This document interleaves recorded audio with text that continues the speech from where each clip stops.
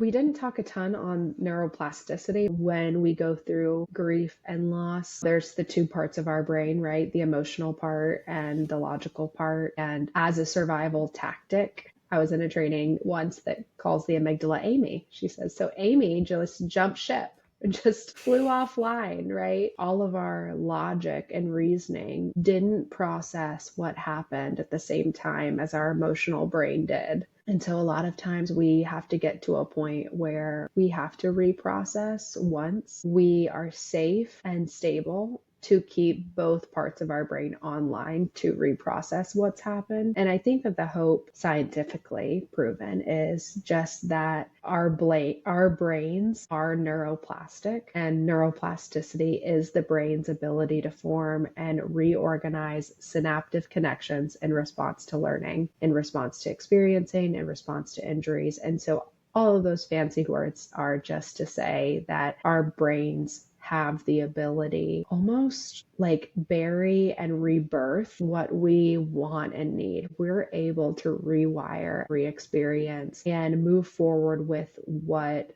we want to remember in the way that's healthiest for us to remember it. Does that make sense?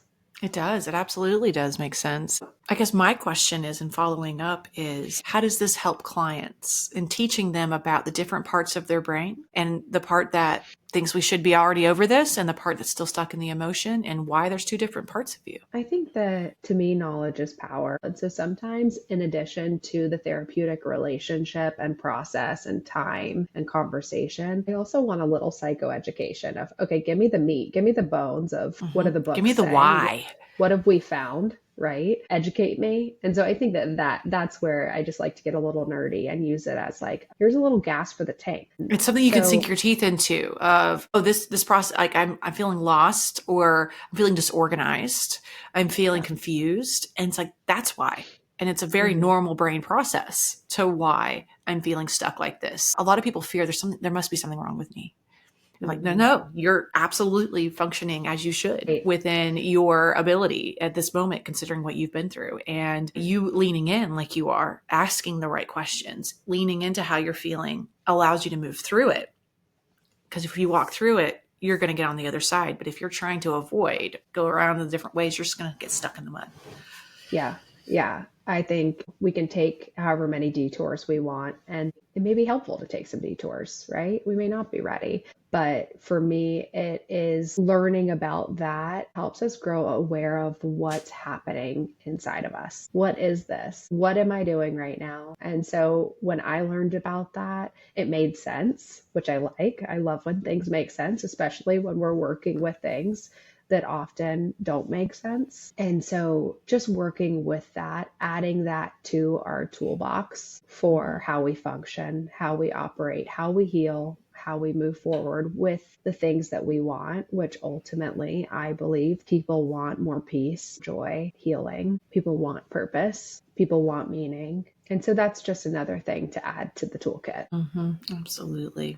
Well, I'm so glad, Rachel, we got to hang out today and unpack this, such an important topic, especially in the counseling world, with so many people hurting, so many people going through different layers and phases of loss. If you're interested in speaking with Rachel one-on-one, seeing if she's the right counselor for you, we'll be putting a link in the description below where you can reach out to us, schedule a time for her to contact and reach out to you when it's convenient for you. She's able to work with anyone in Georgia virtually. Anything you want to leave anyone with? Just thank you. Thank you for having me on and having this conversation. It is needed because it's what people experience. Ultimately, I just want to always come across that I'm so sorry for the loss that you're experiencing, right? The pain that you're experiencing. And I hope that somewhere in this, there's some piece of information or something that helps give you a little direction for what next step they can take, right? And just a sliver of hope,